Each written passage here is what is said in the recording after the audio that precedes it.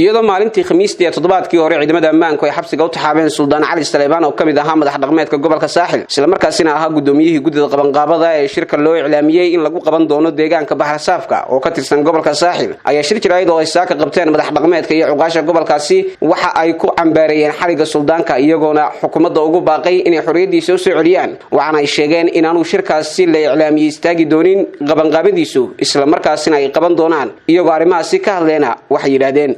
dawladdu waxaan u sheegaynaa inaan shir ku joogsanayn haddana cali xidhaan iyo haddana boqol xidhaan inaanu shir ku joogsanayaa aan jirayn oo u dhacayo shirkaasi waxa weeye waxaanu leenahay nasteexa idintahay haddaa sii daysaan haddaa sii day weydaanna waa boqol kale xidhaanna waxba naga yeelan maayaan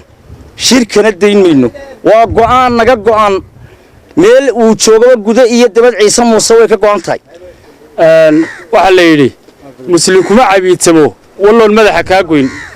waxaan halkan uga sheegayaa xukuumadda haddii cali la xidhay haddii kun kale la xidho inaanu shirku ku istaagayna soconaayo waxa kale aan leeyahay shalay toole markii haamaha uu baarlamaanku diiday waa tii dawladdu iska baalmartay dekadal ay leedahay maanta golo wasiirra ansixiyay baarlamaan baan horgeynayaana haddii Obama ansixiyo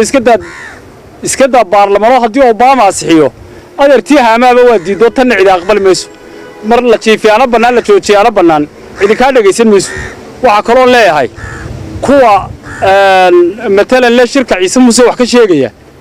ee shakhsiyaadka hadday suldaan tahay iyo hadday qof kale magac kale sheeganaya tahay shirkaasi waa mid qabsoomaya mid cid laga baryayo maaha mid cid loo daba fadhiyo maaha waa tahay imaka shirarka kale burca ka socda wasiirada iyo kuwa madaxweynayaasha u sharaxani waa kuwa ka qayb galaya kan waxa ka uray iyada sheegi waxa weeye ninka suldaanka xidhay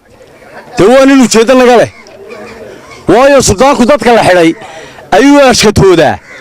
oo uu soo daayaa nabadgelyadu ka shaqeeyaa marka suldaanka la xidho dadka la xidhay u jooga waxa loo arkaa hadaan laga si degdeg ah suldaanka xorriyadiisa loogu soo deeyay wax kala dhici doona wax kale shirkaana ninka ka hor yimaada ee Soomaaliland isaguna waxa weeye waa wax kala wada oo aan saaxil loo daneeyn cid kale aan daneeynin shirkana waa la qabanaya insha Allah bismillaahi kariim waan u dhacayaa ugu baaqaynaa gobolada iyo degmooyinka in raganimo looga soo qayb galo oo loo xawli gareeyo xukuumadda waxaanu leenahay mid istaagaya maaha shirka beesha ciise muuse isma taagayo suldaanka xorriyadiisa u siidaa alimayno in laga dhigo berbere freeson in laga dhigo oo la qaybsado oo ninba jeebka in loogu shubo ma aqbalayno nabadgelyadu iyo jiritaanka Soomaaliland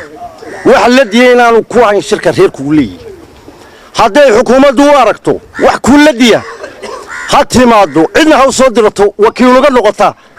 lagana cid nabadgelyada laga baryaana ma jirto waxaan leenahay suldaankaana ha loo soo celiyo xorriyadiisa Yacqoob Saciid Kuuriya Somali News TV magaalada Hargeysa